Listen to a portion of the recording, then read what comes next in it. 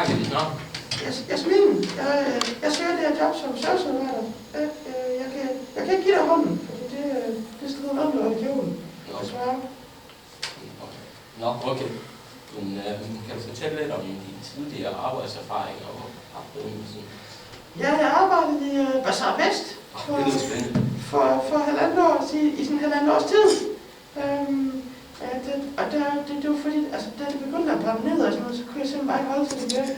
Så vil jeg altså lige prøve noget andet. Nå, okay.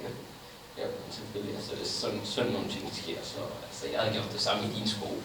Ja. Men hvorfor har du lige valgt os? Det var fordi, altså, jeg så bare, at I havde sådan en flyer ude på jeres dør med, at der var nogle job ledige, og så... Tog du bare chancen? Ja, jeg tog chancen. Det er ikke så tit, man kan finde en job her i nutidens Danmark. Det eneste problem er, at vi har tidligere haft erfaringer med kvinder med burka, hvor kunderne er blevet ligefrem bange for dem. Så jeg tror ikke rigtig, vi kan ansætte dig. Udover hvis du tager det af og bare tager en tørklæde på i stedet for. Altså fordi jeg har burka på? Ja. Altså jeg ved godt, det er hårdt nu en dag med en burka og sådan. Jamen altså, nej, det kan jeg ikke. Altså det er racistisk det der. Nej, det er ikke racistisk. Jo. Det er bare vores arbejdspolitik. Jo, det er racistisk. Nej, okay, ved du. Hvad? Jeg gider ikke det her!